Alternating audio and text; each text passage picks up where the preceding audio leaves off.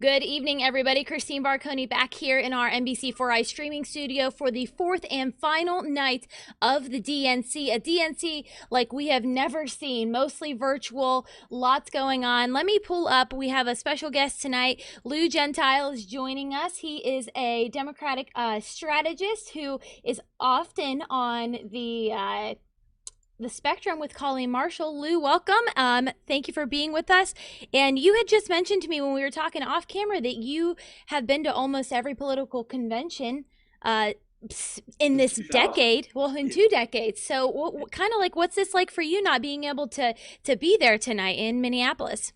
Well, you always look forward to the convention. It's a wonderful chance to just interact with fellow Democrats all across the country. This is the first time, obviously, for me anyway, since 2000 that I haven't actually been able to attend in person. I think the virtual convention has gone remarkably well for the Democrats. I was just stunned and amazed at what an amazing speech that former President Barack Obama delivered last night. Really a wake-up call, I think, and it was a historic speech, but it was a wake-up call not just for Democrats but Americans about our democracy and how precious it is and how we've seen it really be whittled away under the current Trump administration. What do you expect from now the nominee, Joe Biden, as he accepts the formal nomination tonight? What do you think we are going to hear from him? Well, Vice President Joe Biden is somebody who, like many of us, has experienced pain in his life, has been a single father, someone who's really been focused on his family, and just a genuine commitment to public service. And I think it's important that he's able to demonstrate that to the American people tonight. We're in such a tough time right now with the coronavirus rampaging through our states, with the economic situation we're in. So many Americans are unemployed, find themselves underemployed.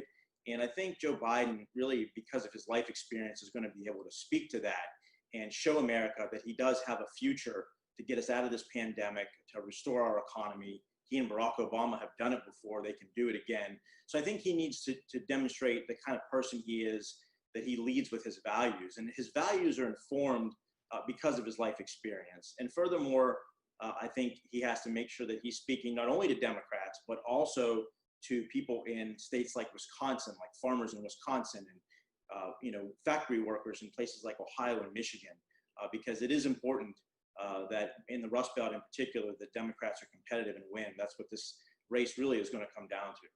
I noticed the Ohioan that gave the nomination was actually a friend of yours, Yes. from the Rust Belt, from the Youngstown area. Talk about that a little bit. You're very familiar with him, and he was one of the presidential candidates at one time. Yes, I thought that was wonderful. Very close to Congressman Tim Ryan, somebody with a bright future.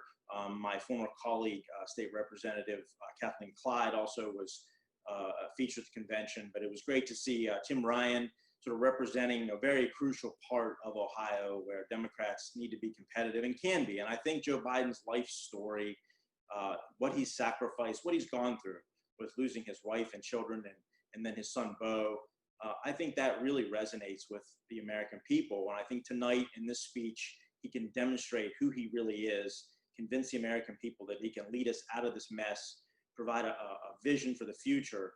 And so I'm optimistic. I'm excited about the speech. And I think that he does offer something for voters in all important swing states like Wisconsin and Ohio and Michigan. The president was in Pennsylvania today talking to voters actually near Joe Biden's hometown of Scranton, and he was kind of trying to discredit him, saying that he's not for the people of swing states, the Midwest states, the Great Lakes region. How do you think former Vice President Joe Biden is going to counteract that tonight? And do you think maybe he'll address what the president said just a few hours ago directly? I think the president's had, really bad week, and he appears to be desperate. And I don't think today's speech really garnered any traction for President Trump. One of his close associates was arrested today, so really he's had a bad week, and I don't think what he did today in Pennsylvania will have any impact. And I am encouraged. I'm encouraged by the unification. If you think about how many Republicans, like John Kasich, the former EPA administrator Meg Whitman, who I believe was governor of New Jersey also. If you look at these folks who actually came out and spoke on behalf of Vice President Joe Biden the number of Republicans, that should tell you something. John McCain's wife was talking favorably about the kind of person that Joe Biden is. So I think it's been a bad week for President Trump. I think tonight is all important night for Joe Biden to really lead us forward to the future and the rest of this campaign. But, we have to heed the warnings. I think that President Obama did a great job really underscoring what's at stake in this election. It's more than just our ideology or Democrat, Republican. It's about the future of our democracy.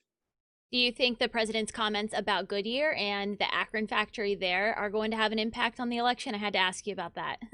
Yeah, no, I mean, it's unbelievable to me.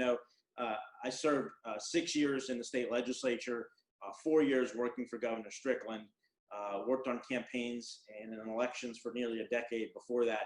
And I can't imagine advising anybody in the middle of a competitive election where all the polls show that you're down, that you would attack such a hallmark of a company, such an amazing company like Goodyear. You would attack them in a swing state 70 days before an election. It's really unbelievable. And I do think it will cost him. I think it's going to rally workers and people in a community in Northeast Ohio and really inspire them to go out and vote in the election. So it's not all about Joe Biden. Last night, we heard from the vice presidential nominee as Kamala Harris accepted the nomination. What did you think of her speech? I've always been impressed with Senator Harris. I think last night's speech was phenomenal. My takeaway really was the people that she talked about and how many people whose shoulders she stands on that now in this great country we're able to have an African-American, an Indian female be on the ticket for a major presidential party in a presidential election. It just, I think, says so much about the country we live in. And I think the kind of America that Vice President Joe Biden and Senator Harris are going to build for future generations. All right. So as the Democratic National Convention wraps up tonight, what do you expect to see from the Republicans next week? Do you think they are kind of going to stick to their message of, the economy was great before this, let's, we'll get this back? Or what do you think that they're going to do now after seeing the DNC? Do you think they'll be changing any of their strategies at all? I don't know. I think, Christine, my sense of this is that President Trump understands that he himself has put this campaign in the situation it's in. And so I'm concerned that they'll continue to use more division, continue to try to mislead people about the safety and security of early mail-in voting. I mean, here you have a president of the United States who's with his family, with his associates and his staff voting by mail, and then going out and holding a press conference and trying to undermine our elections. I just don't think it will work. And, we're going to be tough. I think Michelle Obama did a great job talking about how we can still maintain our integrity, but speak truth to power and push back against some of the lies that we hear on a frequent basis. So I'm optimistic. I think the convention has been really positive from a number of viewpoints. And I think Vice President Biden will hit a home run tonight. And we're going to have to continue to work, though. I don't think we can take anything for granted, in particular in those swing states like Ohio, Michigan, Wisconsin, Pennsylvania. We need to make sure that we can start to talk to these voters in those states who perhaps are looking for a brighter future in a different way. Well, you mentioned that you were in Eastern Ohio earlier this week. We're both from there. What's the pulse like there? Have you been able to talk to voters? I know 4 years ago, it went. They overwhelmingly voted for President Trump. What do you think is going to happen in this election? Well, I think we've seen from most of the polling, obviously, that there are a lot of voters in parts of Southeast Ohio who have been supportive of the president. I do think that Vice President Biden has a great message, though. I think if you look at what he did during 2008 alongside President Obama, helping to lead the economic recovery, to saving the auto industry, the President Trump made a lot of promises. He told people in places like Youngstown not to sell their homes, that all these factory jobs were coming. And what happened? We saw Lordstown and GM go under. He didn't make much of an effort to restore that. So I think that there are voters in parts of Eastern and Southeastern Ohio who don't feel that the president has lived up to his promises. And I think come election day, that will be problematic for him. And I think someone like Vice President Joe Biden, can speak to these voters and can win them back, in this coming election year. All right, Lou, thank you so much for being with us this evening. Things in Minneapolis are getting underway shortly. Thank you so much for being with us, and we'll talk to you soon. Thank you. Look forward to it. All right, bye, Lou. All right, everybody. So we just want to remind everybody that this is a different election this year, and we have resources on our website, NBC4i.com/election. Your local election guide is there. Everything you need to know about deadlines to register to vote, where you can vote based off of your address, all the links that you need to know. If you want to request an absentee mail-in ballot, where drop boxes are throughout the counties in Central Ohio. So make sure you go there, NBC4i.com/elections, and in-person early voting starts October 6th at your county board of elections and other places. And again, that's all on NBC4i.com/elections. Let's join the DNC. Looks like things are getting underway there, and to we Joe will Biden, to see you guys Kamala Harris, after the show at California's 11 o'clock. To their Bye. faith, their devotion, their constancy, to their commitment, not just to the environment, but to the Commonwealth, to our kids, our grandkids, to our legacy. There is so much at stake in this election, and I just want to close by reminding each and every one of you, the future is not just something to experience, it's something to manifest. It's inside of us, not just in front of us. It's our decision, not our conditions, that will determine our fate and future. So let us resolve that after this historic night, this incredible week, this remarkable convention, that we do everything in our power to get Joe Biden and Kamala Harris into the White House in January 2021.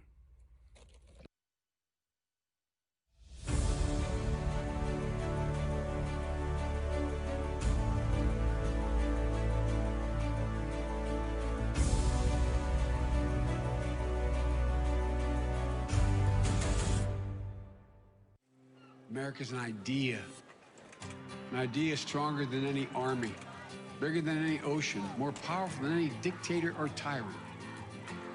It gives hope.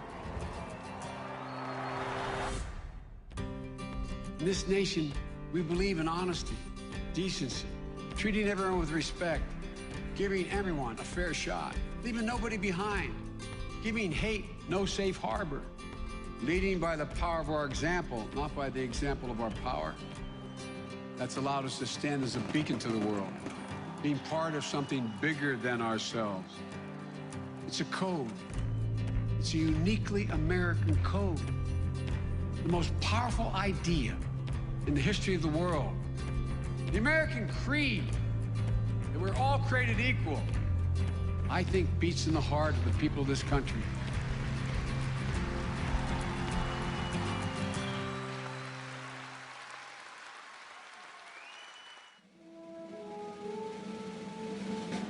This time next year, I hope the virus is in check and the American spirit is unleashed, and that we're not fearing, but hoping again. Unity in our country, this is what I hope to see next year. I hope we've chosen community over chaos. We've chosen unity over division, and we've chosen love over hate. I believe that America will have faced its darkest moment and will have come out better. America will be coming together, not splintering apart. No more pain. This time next year, I hope that we will have a government that is accountable to us, that guarantees health care as a human right. The promise of America will be restored for all our communities, all our families, for all of us. And when I say all of us, quiero decir todas nuestras familias. I am confident that this time next year, we will have a president who provides this country with real leadership, not just tweets. This time next year, I hope we are listening less to the Russians and more to Dr. Fauci. I hope we all get back to work. There'll be 2 Americans who I will be happy to say are unemployed: Mitch McConnell and Donald Trump. This time next year, I hope that all Americans, whether they are Democrats or independents or Republicans, will be proud of their president, will be proud of their vice president. And that our recovery is truly people up, families up, and communities up. That people believe they have a government that is working for them, that's out there every day doing its best for them. I want to see a president of the United States who can look a trans woman in the eye and tell her her rights are worth protecting. I hope America has a president who champions the rights of all young women and girls. This time next year, I want a president who understands what military families need. Who cares about the rights and lives of disabled people. We'll care about our environment again. We'll have passed comprehensive immigration reform. I hope we have a president who honors treaty rights and tribal sovereignty. A year from now, I want to see the kids playing on the playground. I take pride in my job and helping our customers. But next year, I want to do it without wearing a mask or gloves. I hope that we are all celebrating landmark legislation that the Biden-Harris administration have shepherded through Congress and signed into law. This time next year, parents will again be able to look forward to the day where we can send our children to school without fear of gun violence. This time next year. This time next This time next year. This time next year. I hope that this country realizes that we have, in fact, reclaimed the soul of America. This time next year, I hope and pray that America will have restored democracy to the world. We recommit ourselves to come together, one nation, under God. One nation, under God, indivisible, with liberty and justice for all. This time next year, I want to see Joe Biden in the Oval Office.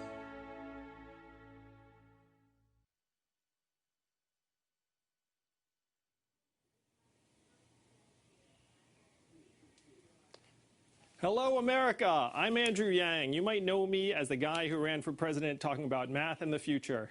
Unfortunately for all of us, that future is now. The pandemic has accelerated everything. If you're like me and my wife, Evelyn, you don't know if your child's school is going to reopen this fall. 72% of Americans believe that this is the worst time we have ever experienced. And 42% of the jobs that have been lost, millions of jobs, will never return. We are in a deep, dark hole, and we need leaders who will help us dig out. I know many politicians promise and then fail to deliver. If you voted for Trump or didn't vote at all back in 2016, I get it. Many of us have gotten tired of our leaders seeming far removed from our everyday lives, and we despair that our government will ever rise to the challenges of our time. But we must give this country, our country, a chance to recover. And recovery is only possible with a change of leadership and new ideas. Bold and innovative policies that will get help into your hands in the midst of this crisis are now possible. But we need your help to turn the page for our country in 75 days. We are here tonight to celebrate Joe Biden's nomination as the Democratic candidate for president. I have gotten to know both Joe and Kamala on the trail over the past year. The way you really get to know a person when the cameras are off, the crowds are gone, it's just you and them. They're real people. They understand the problems we face. They are parents and patriots who want the best for us and our country. And if we give them the chance, they will fight for us and our families every single day. Our future is now, and it is daunting. But I ask you tonight to join me to help Joe and Kamala fight for the promise of America, turn the page for our country, and lead us forward to a future we'll actually be proud to leave to our children. And now I'd like to turn it over to a great Democrat who will be with us throughout the evening. Between the two of us, we have 11 Emmys. How's that for math? One of my favorite actresses, Julia Louis-Dreyfus. Hey, Julia. Hi, Andrew. I'm so glad to see you. So what did you think about Kamala Harris's speech last night? It was tremendous. I was so happy for her. I know, me too. She was fabulous. I cannot wait to see her debate our current Vice President, Mika Pince. Or is it Paints? It's pronounced Ponce, I believe. Oh, some kind of weird foreign name? Yeah, not very American sounding. Yeah, that's what people are saying, strongly.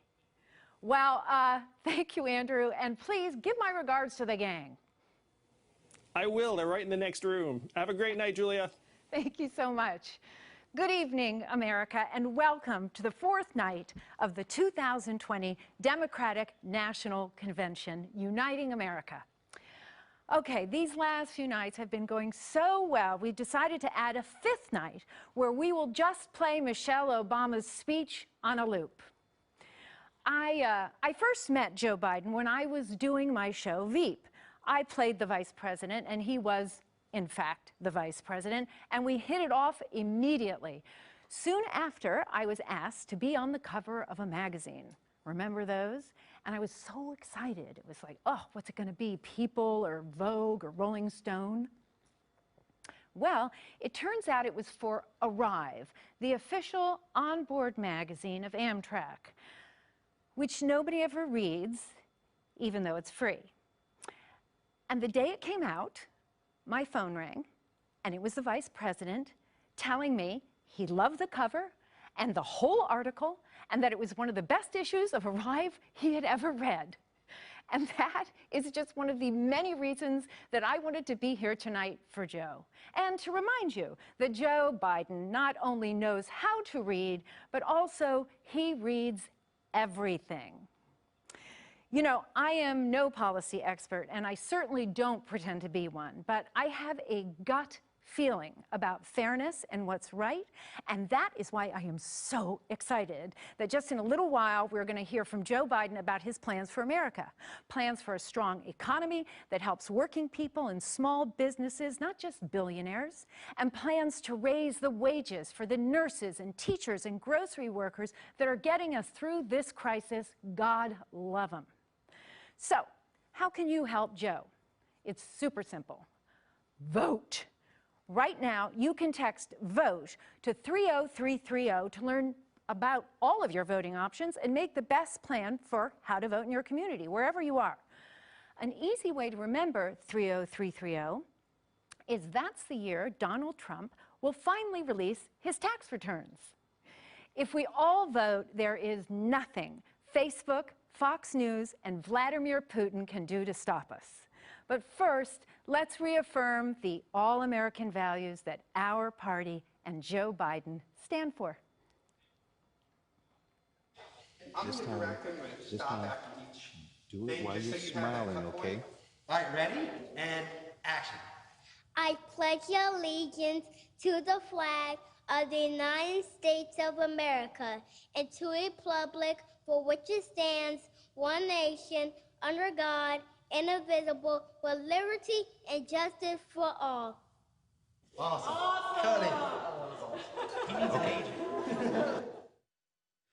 Oh, say, can you see by the dawn's early light what so proudly we hailed at the twilight's last gleaming, whose broad stripes and bright stars through the perilous fight o'er the ramparts we've watched were so gallantly streaming, and the rocket's red glare, the bombs bursting in air, gave proof through the night that our flag was still there.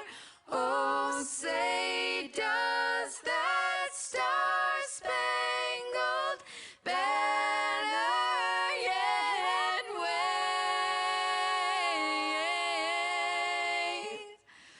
o'er the land of the free and the home of the brave?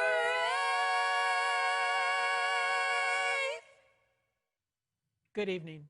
I'm Sister Simone Campbell, Executive Director of Network and leader of Nuns on the Bus.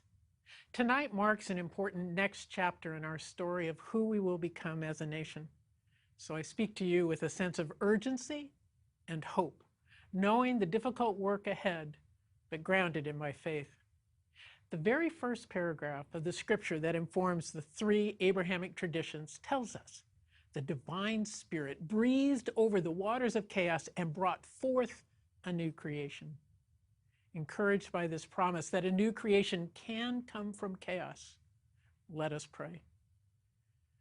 O divine spirit, During the weeks and months ahead, stir our hearts and minds that we might fight for a vision that is worthy of you and your call to honor the dignity of all of your creation. A vision of who we are as a people grounded in community and care for all, especially the most marginalized. A vision that cares for our earth and heals the planet. A vision that ends structural racism, bigotry, and sexism so rife now in our nation and in our history. A vision that ensures hungry people are fed, children are nourished, immigrants are welcomed. O Spirit, breathe in us and our leaders a new resolve that, committed to this new American promise, we will work together to build a national community grounded in healing, fearlessly based on truth, and living out of a sense of shared responsibility.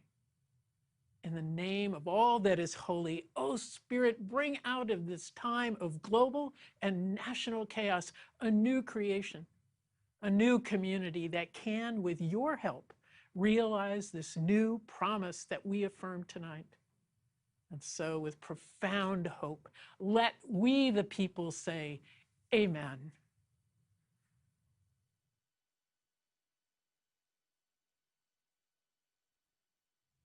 Thank you, Sister Simone. People of faith have long led change, from abolition and women's suffrage to the labor movement and the struggle for civil rights. Joe Biden will continue that progressive march towards justice, inspired by respect for the dignity of all people, people Joe believes were made in the image of God. Joe learned that from his parents and the nuns and priests right here in Delaware who taught him and inspired in him a passion for justice. I'm Senator Chris Coons of Delaware, and I want to tell you about my friend, Joe Biden. His faith is strong, and it's personal and private. For Joe, faith isn't a prop or a political tool. I've known Joe about 30 years, and I've seen his faith in action. Joe knows the power of prayer, and I've seen him in moments of joy and triumph, of loss and despair, turn to God for strength. Joe's comforted me in my toughest moments, as he has so many others. I'll never forget how Joe took the time to offer me words of comfort as my father lay in hospice. Time and again, I've seen him stop everything and listen, really listen, to someone who needs a shoulder to cry on or a partner in prayer. That compassion, that empathy is part of his character. More than anything, Joe's a man of faith and conscience. He'll be a president for Americans of all faiths, as well as people of conscience who practice no particular faith. Joe's faith is really about our future, about a world with less suffering and more justice, where we're better stewards of creation, where we have a more just immigration policy, and where we call out and confront the original sins of this nation, the sins of slavery and racism. Joe knows these are central issues in this election, and for him, they're rooted in faith. Joe knows that it's faith that sustains so many ordinary Americans who do extraordinary things. Nurses who brave infection, firefighters who run into burning buildings, teachers working overtime, especially now. They all deserve a servant leader who knows the dignity of work, who sees them, respects them, fights for them. We need a president who brings people of all faiths together to tackle our challenges, rebuild our country, and restore our humanity. Someone who knows we're called to do justice, love mercy, and walk humbly with our God. Joe Biden will be that president. Joe's always known this race is a battle for the soul of our country, and he's right. Joe believes. He believes in both the greatness and the goodness of this country. He believes in us and in what we can do together.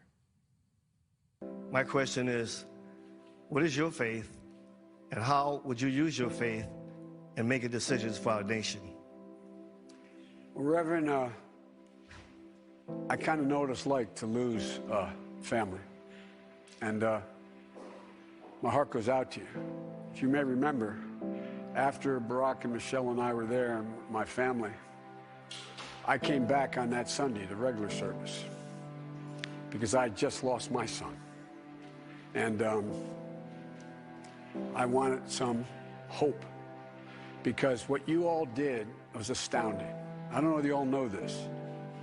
All those who died, were killed by this white supremacist, they forgave him. They forgave him. The ultimate act of Christian charity, they forgave him. And you know, Reverend, I'm not proselytizing. I happen to be a practicing Catholic. But I went back to the church because I found, particularly, the black church. In this case, with an AME, it was not an Episcopal church. I found that there's that famous phrase from Kierkegaard, faith sees best in the dark. I find the one thing it gives me, and I'm not trying to proselytize, I'm not trying to convince you to share my religious views. But for me, it's important because it gives me some reason to have hope and purpose. Just remember, Joe Biden goes to church so regularly that he doesn't even need tear gas and a bunch of federalized troops to help him get there. No one fought harder for your right to vote than John Lewis. Here to speak about him and his legacy, we have one of our great mayors, Atlanta's Keisha Lance Bottoms. Mayor Bottoms, hello. I know that you're recovering from the coronavirus. How are you feeling? Well, good evening. I feel really good. Thank you for asking. My husband, on the other hand, is still having many of the lingering side effects that people talk about, but all in all, our family's doing great. Well, I'm glad to hear it, but boy, I think a lot of Americans are going to be dealing with that for a long time. Hey, Mayor, I wanted to ask you something. Is Atlanta ready for Election Day? We will be ready, and we are going to do everything that we can to make sure that voting goes smoothly, but we are encouraging people, if you can vote early in your state, to please do so. Early vote during the early vote. Perfect. Excellent advice. Over 40 states now allow some form of early voting. Okay, stay safe, Mayor, and I turn it over to you. Well, thank you, Julia, and good evening. I'm Keisha Lance Bottoms, a mother of 4, and mayor of Atlanta, Georgia, cradle of the civil rights movement, and like so many other cities, a place where the struggle for human dignity continues. I'm proud to have grown up in this city, educated in its public schools, and blessed to have known our hometown heroes like Dr. Joseph Lowry, Dr. C.T. Vivian, and our teacher, our friend, our conscience, our congressman, John Lewis. He walked gently amongst us, not as a distant icon, but as a God-fearing man who did what he could to fulfill the as yet unfulfilled promise of America. People often think that they can't make a difference, like our civil rights icons. But every person in the movement mattered. Those who made the sandwiches, swept the church floors, stuffed the envelopes. They too changed America, and so can we. The baton has now been passed to each of us. We've cried out for justice. We have gathered in our streets to demand change. And now we must pass on the gift John Lewis sacrificed to give us. We must register and we must vote. In his parting essay written to us, Congressman Lewis expressed his pride in the activism that has swept our country. And he reminded us that if we fail to exercise our right to vote, we can lose it. There are those who are disgracefully using this pandemic to spread misinformation and interfere with voting, forcing many in 2020 to still risk their lives to exercise their sacred right to vote, a right that has already been paid for with the blood, sweat, tears, and lives of so many. So let's stand up for our children. Our children, important it is that we